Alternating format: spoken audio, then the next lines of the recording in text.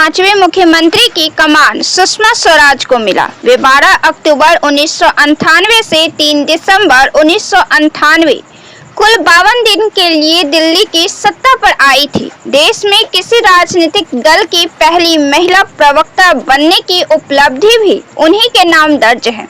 वे दिल्ली की पहली महिला सीएम नहीं, इसके अलावे वे विदेश मंत्री भी रही। भारत की 15वीं लोकसभा में प्रतिपक्ष की नेता रही हैं। उन्होंने अपने राजनीतिक जीवन की शुरुआत 1970 के दशक में अखिल भारतीय विद्यार्थी परिषद से की थी।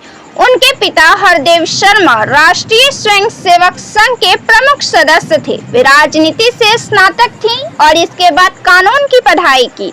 वे हरियाणा सरकार के भाषा विभाग की आयोजित राज्य स्तरीय प्रतियोगिता में लगातार 3 बार सर्वश्रेष्ठ हिंदी वक्ता का पुरस्कार जीता। उन्होंने स्वराज कौशल से विवाह किया था।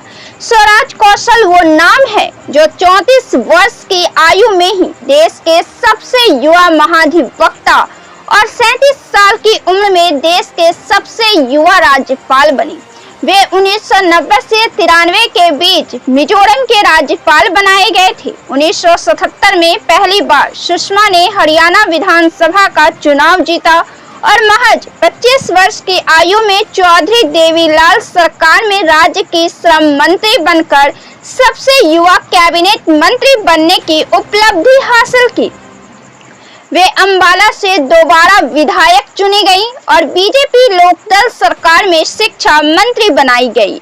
1990 में सुषमा राज्यसभा की सदस्य बनी। 6 साल का कार्यकाल पूरा करने के बाद 1996 में दक्षिण दिल्ली से लोकसभा चुनाव जीती और अटल बिहारी वाजपेयी की 13 दिनों की सरकार में सूचना प्रसारण मंत्री बनाई गई। उनके इस कार्यकाल की सबसे बड़ी उपलब्धि भारतीय फिल्म को एक उद्योग के रूप में घोषित करना रहा।